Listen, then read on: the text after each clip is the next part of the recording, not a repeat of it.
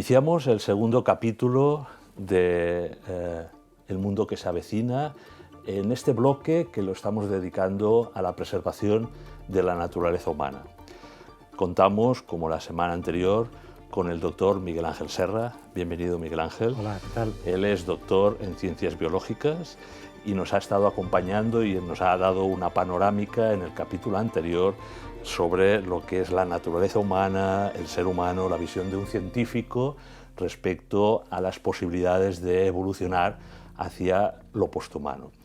Y quedó pendiente con el doctor Miguel Ángel Serra a profundizar precisamente en el concepto de mejoramiento humano, ¿no? Ver, quiero recordar en el último momento del capítulo que estábamos apuntando hacia lo que era ciencia y lo que podía ser ciencia ficción, ¿no? Lo que era un mito y lo que era realidad. Y esto es lo que me gustaría abordar, Miguel Ángel, contigo en este nuevo capítulo del mundo que se avecina, ¿no? Para empezar, bueno, además, de nuevo, ¿no? Tengo que decir que compartimos juntos, ¿verdad?, el libro Humanidad Infinita, donde recogimos una serie de conferencias que se dieron en un curso organizado, un curso de verano, ¿no?, en el 2016, en la Universidad Menéndez Pelayo, en Santander. Y en el libro Humanidad Infinita ya estás planteando en tu capítulo, ¿no?, en el capítulo que correspondía al mejoramiento humano, un poco la definición, ¿no? Me gustaría que empezásemos por aquí, si te parece. ¿Qué podemos entender por mejoramiento humano? Bueno, vamos a centrar un poco el tema, ¿no? Porque, por un lado, tenemos, como se hablaba en el capítulo anterior, el proceso evolutivo, qué puede hacer el ser humano, etcétera. Y es indudable que el ser humano, en esta característica propia suya de transformar el mundo y también mejorar a sí mismo, pues ha llevado a cabo una serie de invenciones, de intervenciones, de mejoras que le ha llevado pues desde a descubrir el fuego, a descubrir la rueda, a construir instrumentos. Es una pulsión natural, ¿no?, la de querer mejorar, la aspiración del ser humano a ser mejor. Es una pulsión natural. Por supuesto. Sí. Y lo que hace es poner su inteligencia y su voluntad pues a trabajar precisamente para conseguir que su entorno mejore, que la vida propia del ser humano, de su familia, de su tribu, también mejore, para que si encuentra un instrumento más adecuado para llevar a cabo una determinada función, pues ese instrumento pues, se impone sobre los demás. Pero claro, es que los instrumentos biotecnológicos que tenemos en el siglo XXI son muy potentes. Efectivamente, y ahí está un poco el quid de la cuestión, porque indudablemente estas tecnologías que teníamos hasta ahora pues, nos permitían llevar a cabo una serie de transformaciones en nosotros mismos, en nuestro entorno, incluidos pues, los seres inanimados, las plantas, los animales, etcétera, ¿no? Pero ahora, con estas tecnologías que tenemos a nuestra disposición, se pueden hacer muchas cosas buenas. ¿Hablamos de modificación genética, por ejemplo? También. Pero vamos a decir, pues, por un lado tenemos la posibilidad de utilizar estas tecnologías tan novedosas, algunas, como decíamos, tecnologías emergentes, otras que llegarán, para hacer cosas muy buenas porque nos van a permitir, por ejemplo, pues, mejorar nuestro entorno o nos van a permitir curar enfermedades que antes quizá no se podían curar o era muy difícil. Por lo tanto, en principio tenemos unas tecnologías a nuestra disposición. Estas tecnologías se conocen con el nombre de convergentes o emergentes porque fueron citadas o definidas como tales en un informe que presentaron para la National Science Foundation, Rocco y Bainbridge, en 2001, en Estados Unidos, ¿no? Allí suele ser muy habitual que se encarguen informes del estado de la cuestión a un grupo de científicos prestigiosos por parte de instituciones de ámbito nacional, como puede ser en este caso la National Science Foundation. Hay otras instancias que también lo hacen con cierta frecuencia. Y entonces ellos definieron las tecnologías emergentes N, B y C. ¿Y qué quiere decir esto? A ver, esto explícanos un poco. La N viene de nanotecnología, bien, la B de biotecnología, sí, la I de tecnologías de la información y de la comunicación, las famosas TIC, ¿verdad? Y la C viene de las ciencias cognitivas, que es un complejo de varias disciplinas, entre ellas, por ejemplo, las neurociencias. Y eso converge. Y entonces estas se dicen convergentes porque de alguna manera pues todas ellas utilizadas de una forma pues conjunta Sí. Pueden llegar a ayudar a mejorar nuestra situación de una forma ¿Nuestra situación más se importante. refiere usted, tú, a la naturaleza humana? A todo, a todo, a todo. No únicamente a la naturaleza humana, sino también a la naturaleza en general. Bien. Por lo tanto, esas tecnologías, ¿cuáles son? Porque claro, nos preguntamos, dame ejemplos concretos, dime algo que pueda entender. Para entender lo que es mejoramiento humano. Claro, claro. Entonces, esas tecnologías pues, se pueden utilizar, como digo yo, para fines muy buenos y también se pueden utilizar por parte de individuos que están a favor de una transformación radical del ser humano, de ellos los transhumanistas, ¿verdad?, para precisamente llevar a cabo una transformación que vaya más allá de lo que somos nosotros. Vamos a poner ejemplos. Entonces vamos a poner ejemplos, sí. Nosotros podemos utilizar un teléfono móvil, como el que no tenemos ahora aquí en la mano, obviamente, en el estudio, pero que todos conocemos, un smartphone, ¿verdad? Sí. Lo podemos utilizar, nos puede ser de mucha utilidad, pero también es cierto que ese móvil pues, conlleva una serie de limitaciones, porque pueden saber dónde estamos, pueden recoger los datos de lo que nosotros hablamos o de las coordenadas, pueden situarnos geográficamente en un lugar, pueden saber con qué otros móviles hemos interactuado, pero si nosotros ese móvil, como hemos hecho, lo hemos dejado fuera del estudio, pues probablemente desde allí no puedan recoger esos móviles lo que nosotros estamos hablando ahora. Pero entonces a mí lo que me preocupa es, a ver si voy bien, es lo que incorporaremos en nuestro interior, en esas intervenciones que me gustaría, doctor Serra, en el libro, en Humanidad Infinita, lo explica muy bien, ¿no? ¿Qué tipo de intervenciones en el cuerpo humano, en nuestra mente, de estas tecnologías emergentes, ¿no?, que la nanotecnología, todas estas que has citado, ¿no?, en el momento en el que se incorporen al ser humano, en intervenciones, entiendo que más invasivas o menos, ¿cómo podríamos categorizar, como haces muy bien, ¿no?, en el libro, toda esta serie de intervenciones en el ser humano, en el propio cuerpo y en la propia mente? ¿Hacemos un poco, si te parece, un resumen? Bien, bueno, nosotros podemos encontrar diferentes ámbitos en los cuales tenemos tecnologías que nos pueden ayudar, como decía antes, para unos fines u otros, dependiendo de la finalidad para la cual se utilicen. Tenemos tecnologías pues, que afectan a elementos externos, que son por tanto instrumentales, que utilizan pues, ordenadores, smartphones, tablets, etc. Cuando nosotros eso lo pudiéramos tener implantado, el chip, lo pudiéramos tener implantado en nuestro organismo, ya sería una intervención que es más lesiva, no podríamos desprendernos de eso. Esa es la palabra, o sea, hay unas tecnologías emergentes en el ser humano invasivas y otras no invasivas. ¿Podemos poner ejemplos? Sí, sí. Por ejemplo, nosotros podemos tener una tecnología invasiva, por ejemplo, en las tecnologías de estimulación electromagnética que se utilizan en neurociencias. ¿En el cerebro? Podemos tener algunas, como puede ser la estimulación magnética transcraneal, que es no invasiva y que sencillamente pues, nos puede ayudar pues, a tratar algunas enfermedades determinadas, y otras, en cambio, que son invasivas. Por ejemplo, la estimulación cerebral profunda, que conlleva la implantación de un microelectrodo en nuestro cerebro, y de esa forma pues, se puede también curar otro tipo de enfermedades. Pero es evidente que hay una diferencia clara entre unas y otras por su grado de invasividad. Unas no lo tienen y otras lo tienen. Lo vamos a tratar en otro capítulo, pero eso quiere decir que hay una diferencia entre lo que es terapia y lo que son, de alguna manera, con finalidad terapéutica y las que no. No, porque hay algunas intervenciones que no son, digamos, invasivas, que pueden utilizarse como terapia, como mejora, y las otras también. Es decir, que simplemente son diferentes modalidades que existen en cuanto a en cómo se utilizan las tecnologías emergentes. ¿Cuáles serían, por ejemplo, estas terapias que sí que de alguna manera estarían dentro de los códigos bioéticos, ¿no? que vosotros estáis bueno, pues, condicionados. como decía... ¿Y cuáles no? ¿Y cuáles no? Sí, sí, como decía antes, aquellas que instrumentalizan el ser humano, evidentemente, que pueden alterar, por lo tanto, nuestra propia naturaleza, habría que examinarlas con muchísima atención. Por eso es importante referirse a los principios de la bioética. Y los principios de la bioética, que lo primero que nos dicen es no hacer daño.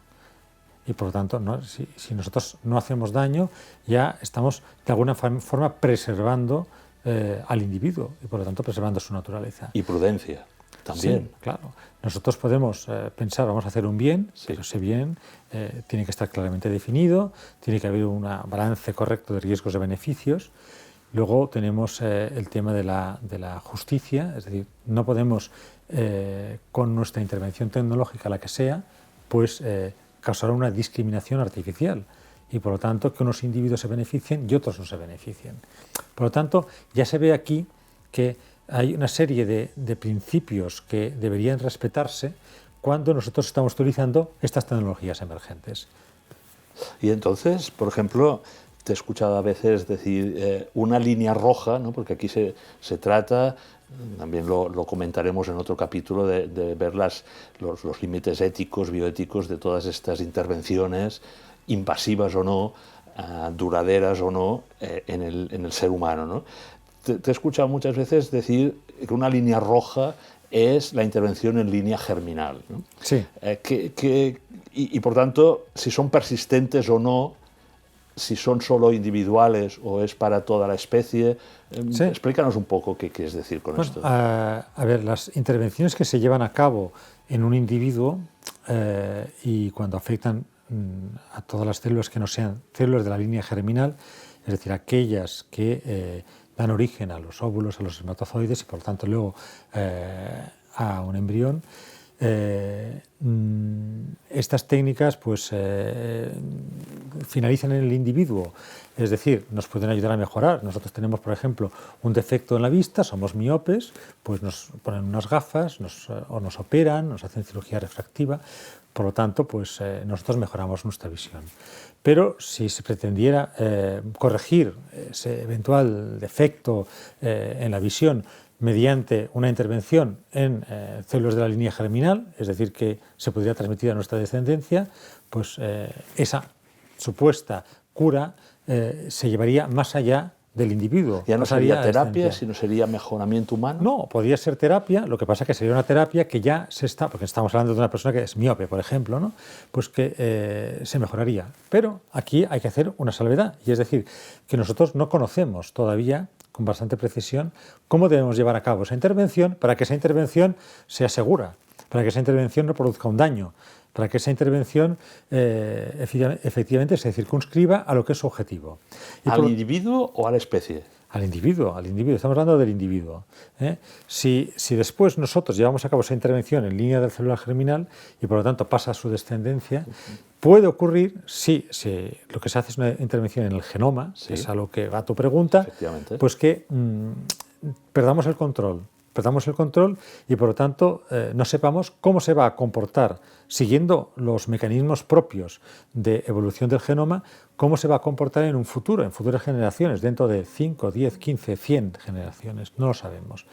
Y como no lo sabemos y no lo podemos controlar, tenemos que ser muy cautos, tenemos que ser muy prudentes. Por eso es cierto lo que tú dices, que hay una línea roja y que esa línea roja es bastante clara y es en la que no podemos, digamos, jugarnos el futuro de nuestros hijos, de nuestros nietos, etc. ¿Y quién la establece esta línea roja? ¿Hay comités sí, a nivel mundial? ¿Son occidentales? En China recuerdo, y tal vez ahí puede ser un buen ejemplo, ¿no? La utilización y eso sabes más tú que yo, de CRISPR-Cas9, la famosa edición, de las gemelas, ¿no? Que de alguna manera esa intervención lo que intentaba era evitar, no sé si lo digo bien, ¿no? La transmisión, la posible infección que pudiesen tener esas mellizas, ¿no? en China del virus del SIDA, ¿no? Para que las siguientes generaciones no fuesen de alguna manera, no tuviesen esa vulnerabilidad a la infección. Sí. Eso se paró por comités bioéticos occidentales. Esa es una línea roja cuando parece al ciudadano corriente, ¿no? Que, bueno, que la finalidad podría ser buena, ¿no? Sí. Bueno, es un ejemplo, esperemos que no cunda, ¿verdad? Y que haya más ejemplos negativos como este, pero bueno, es un buen ejemplo para ilustrar lo que es el objetivo concreto de tu pregunta.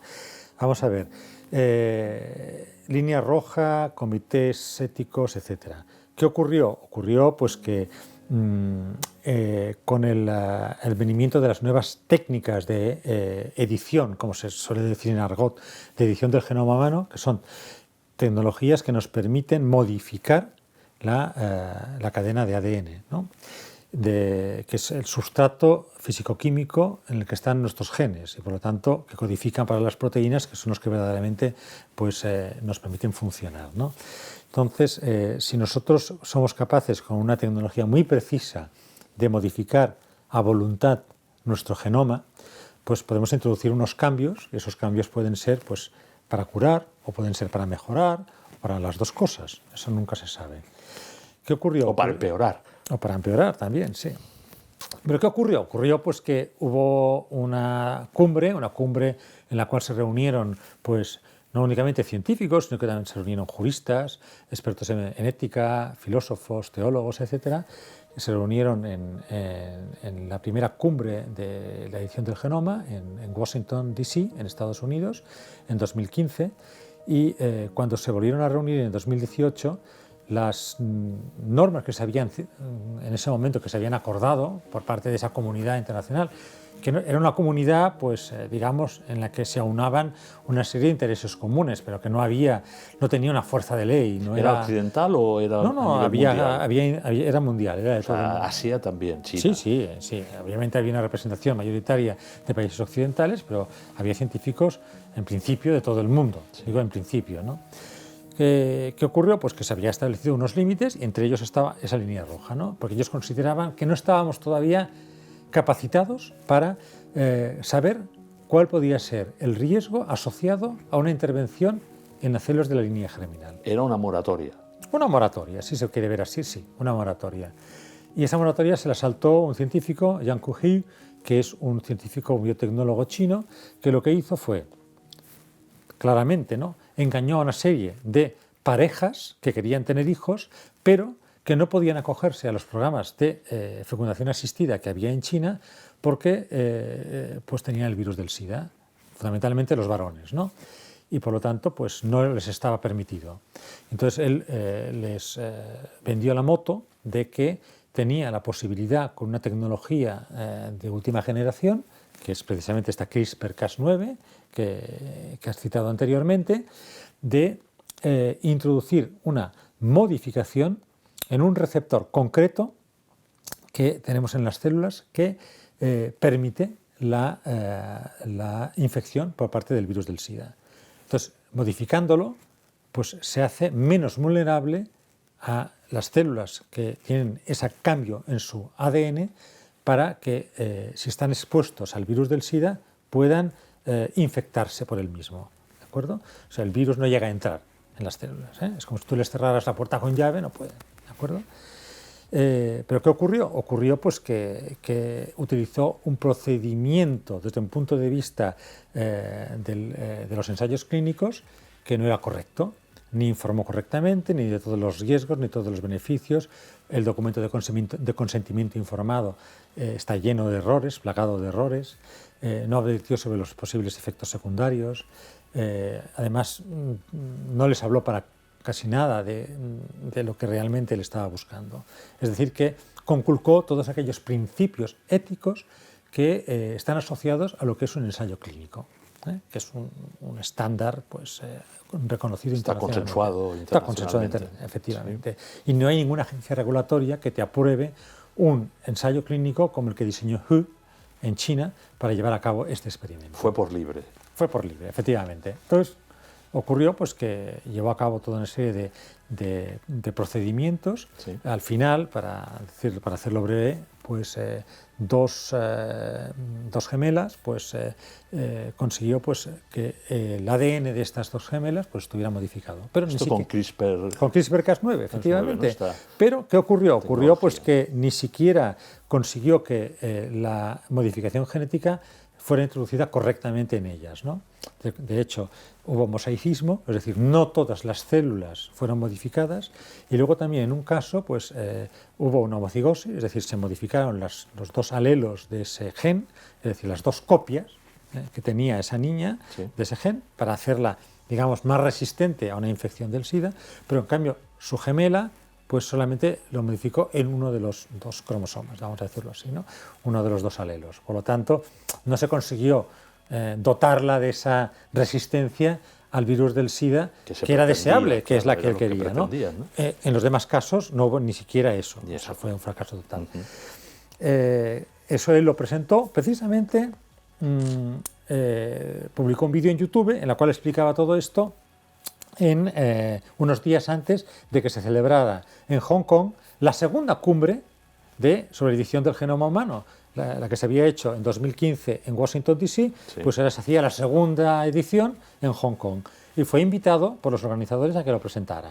Fue ferozmente criticado y además el gobierno chino tomó buena nota de lo que había sucedido, lo llevó a juicio y lo condenó. Por lo tanto, había línea roja, la comunidad científica occidental y asiática habían conseguido un consenso respecto a esa línea roja, porque la línea roja es, comentábamos antes, que no era solo un beneficio individual para esas dos gemelas, ¿no? de evitar el contagio del SIDA, sino que abríamos una puerta, en este caso, ¿no? a una distinción, ¿no? una particularidad en línea germinal, no sé si lo estoy diciendo bien, pero al menos que las generaciones futuras no tuviesen esa posibilidad de contagio del SIDA. ¿Era así en este caso o todavía no?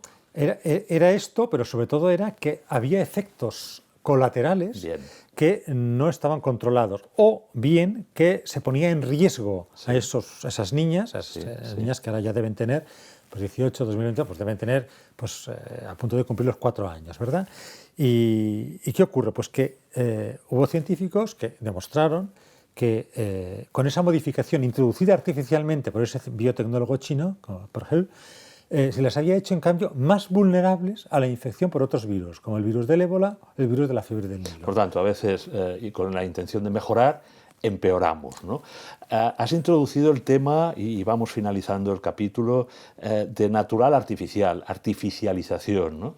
Hemos hablado mucho del tema de intervención genética, pero también hay otras intervenciones, ¿no? en neurotecnología, en cómo hibridamos el ser humano, ¿no? lo biológico con la inteligencia artificial, con esa nanotecnología. ¿Cómo podemos orientarnos respecto a esa hibridación entre lo biológico natural y lo artificial, ¿no? Sea, repito, ¿no? alguna intervención invasiva de esa tecnología nano, o bueno, se habla incluso pues a través de las vacunas, de la medicina, ¿no? Si la fase siguiente a esos medicamentos inteligentes, a esas vacunas, van ya a artificializar al ser humano, ¿no? Ya. Bien, aquí volvemos a poner un ejemplo, ¿no? Y además que está en la mente de todos porque no ha sucedido hace mucho. Investigadores de la Escuela Politécnica de Lausanne, en Suiza, consiguieron hace relativamente poco, hace unas semanas, publicaron los resultados de una investigación en virtud de la cual han conseguido que lesionados medulares graves consigan recuperar la funcionalidad parcial de los miembros dañados, por ejemplo de sus piernas, poder volver a caminar, gracias a la implantación de unos microelectrodos que consiguen salvar ese corte que han tenido en su médula espinal, de manera que hayan recuperado parcialmente la conductividad del impulso eléctrico, el impulso nervioso, y por lo tanto pueden volver a recuperar parcialmente el control de sus miembros y volver a caminar.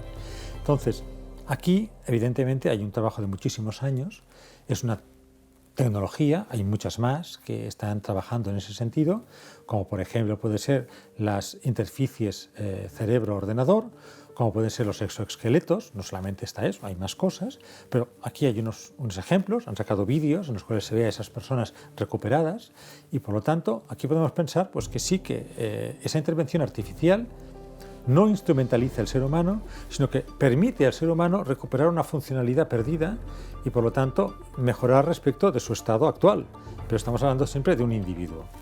Si nosotros pensáramos pues, que esa intervención por ser artificial es mala, no, por ser artificial, si el fin es bueno y se respetan los principios de la bioética, no hay ningún problema.